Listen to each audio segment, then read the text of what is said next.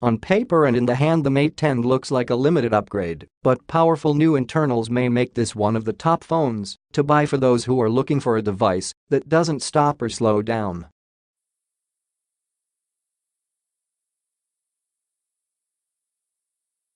The next big buzzword in smartphones is set to be artificial intelligence.Yo, you know the term, but it's set to be used by phone manufacturers to try and better predict how you use your device and use that information to optimize your phone to perform better.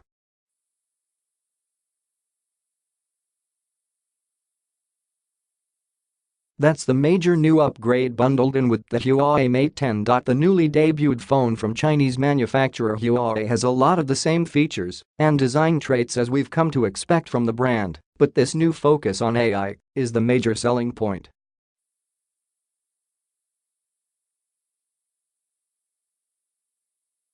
Below we'll speak more about AI and how it can benefit your smartphone use, but you'll also find our feelings on the new device that is launched alongside the Mate 10 Pro and Mate 10 Porsche Design.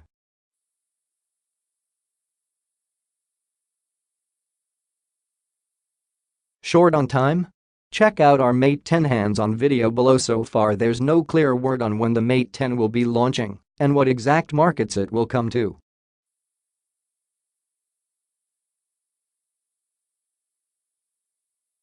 We saw the Mate 9 released in the US, UK and Australia, but we know the Mate 10 won't be coming to the UK.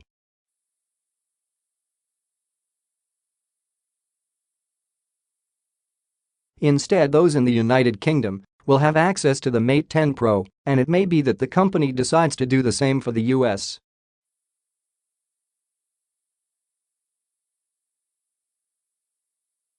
We've asked Huawei for details on the release and we'll update this as soon as we have official confirmation.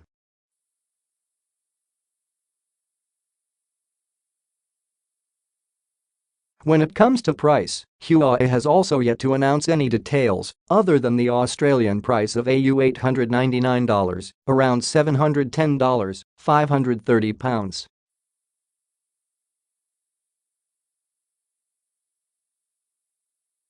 We expected the phone to cost a similar amount to the Mate 9 at $599.99, £579, AU $999, but Huawei may decide to increase or decrease the price a little.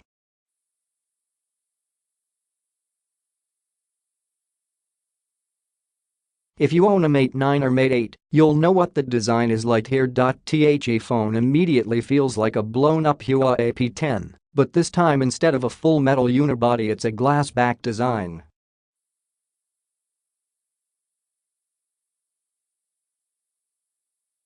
It feels comfortable in the hand despite the 5.9-inch screen on the front. If you have smaller hands you may find this a little unwieldy, but if you're used to using a phablet with around a 6-inch screen this should be the optimum size for you.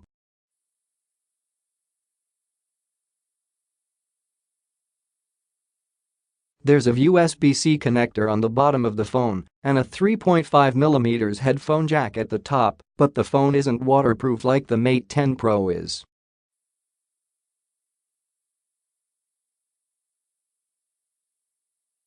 On the rear there's a vertical dual sensor like a camera, more about that later, while the fingerprint scanner is now on the front below the screen and works in a similar way to how it does on the P10.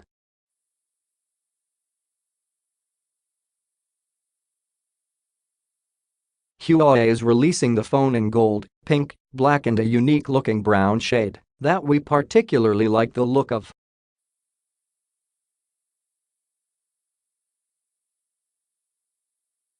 The display itself is a 5.9-inch LCD one with a 16:9 aspect ratio and 2560x1440 resolution.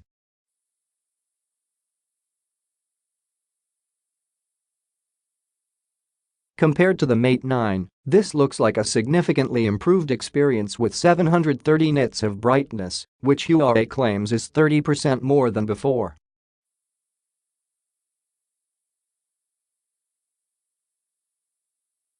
We had an opportunity to compare the Mate 9 and Mate 10 screens, and this new display looks a lot bolder and sharper than the 1080p Mate 9, though the Mate 10 Pro's bezel-less OLED display looks far more captivating than the Mate 10's screen.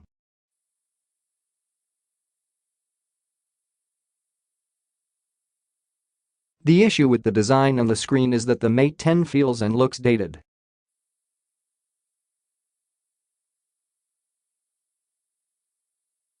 It looks rather similar to the Mate 9, just with a glass back, and when phones are switching to different aspect ratios and looking as great as the iPhone X or the Samsung Galaxy Note 8, it's hard to get excited by the conventional design here.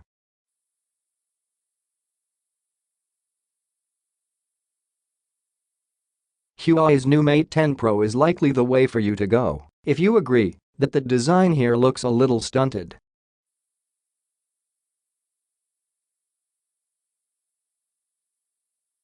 The Mate 10 is Huawei's first phone to run Android Oreo software, but it won't look like it does on the Google Pixel 2.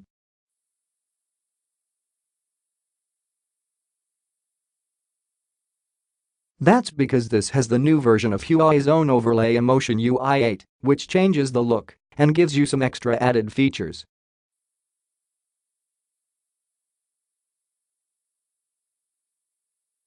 If you've followed Huawei for a while, you may be surprised by the name Emotion UI8 as the last version was called 5.1.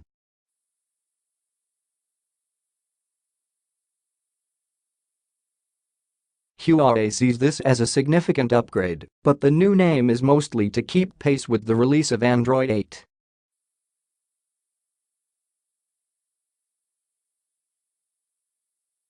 New features include a way to start split screen with a single tap and smart tips to help optimize the way you use your phone.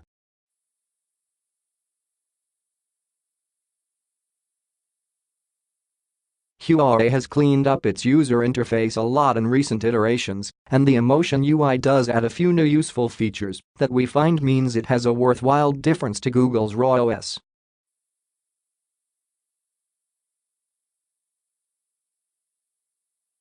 Power is the big selling point Huawei is using to hook you in with the Mate 10, and its new Kirin 970 chipset is likely to be the company's best yet.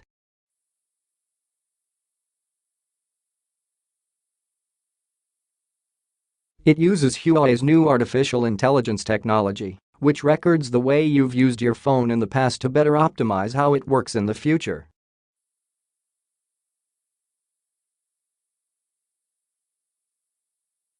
How exactly this will impact you on a daily basis is a little unclear right now, but the company wants it to stay that way.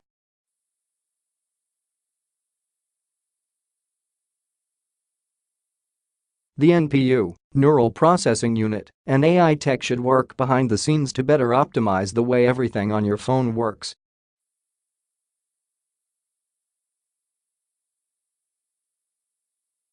The main example Huawei showed us is that it's much faster than the competition at processing images in quick succession, but what that will mean for everyday usage isn't very clear.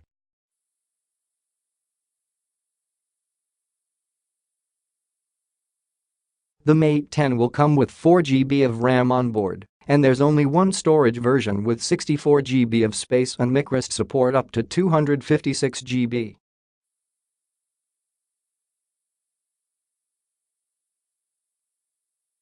In our limited testing time we found the Mate 10 to be speedy in loading up apps, but we will be sure to push it to its limits for our full review.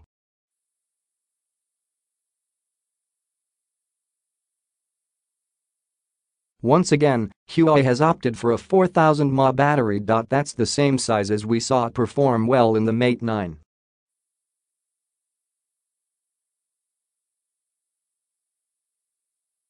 Hopefully that means it will work well in the Mate 10, but we won't know for certain until the time of our full review.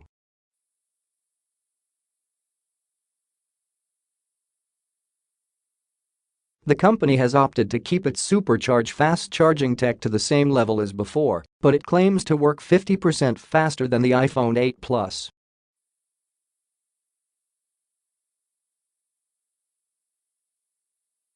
You should get from 0% up to 58% in an hour according to Huawei's testing, and we will be sure to try it out in our full review soon.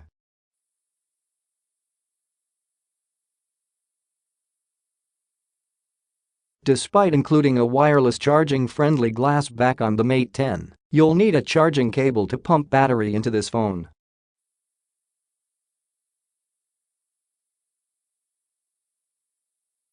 Wireless charging is something Huawei seems open to including on future devices, but you won't be able to use it here.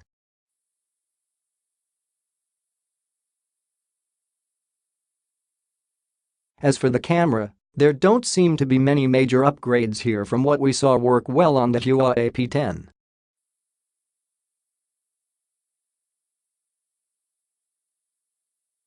Again, there's a 20MP monochrome sensor and a 12MP color one working together. When you take a photo, it will use both cameras to take the image and then lay the results over the top of each other.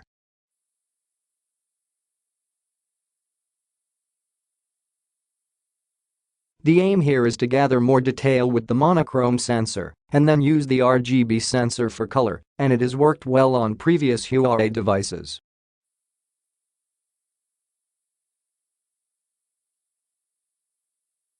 The Mate 10 includes all of the features we've come to get used to, along with some improvements.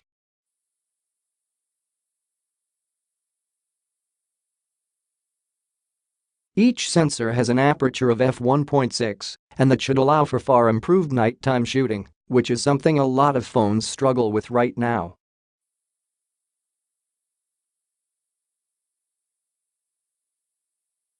For taking quick shots, Huawei has included its 4-in-1 hybrid autofocus technology, but the AI tech mentioned above should help out too, as it will be able to detect motion through the sensor to optimize for the best shot.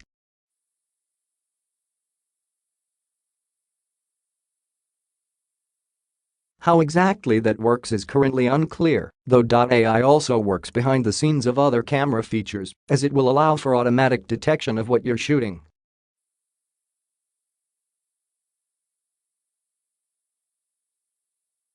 If you're taking a photo of a dinner plate, for example, the Mate 10 will realize this and optimize the settings on your camera.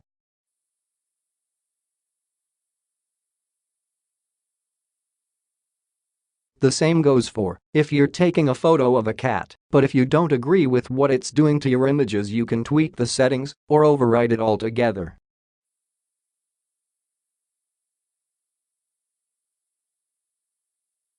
There are 14 of these scene modes at launch, including landscape, selfies, food, cat, dog and a few others, and we'd expect Huawei to push more of these in the future too.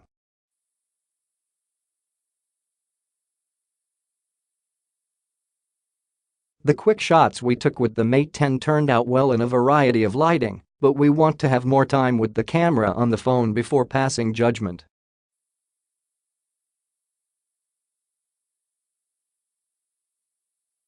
Only time will tell how impressive the new artificial intelligence capabilities of the Huawei Mate 10 are in practice.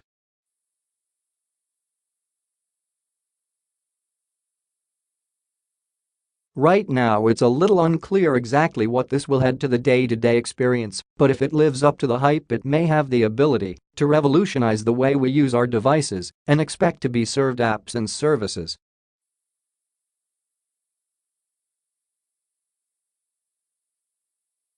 But the AI features need to be a major upgrade here, as otherwise the Mate 10 feels like a poor update on last year's Mate 9, which is all the more problematic when then there's the far more impressive Mate 10 Pro on sale too.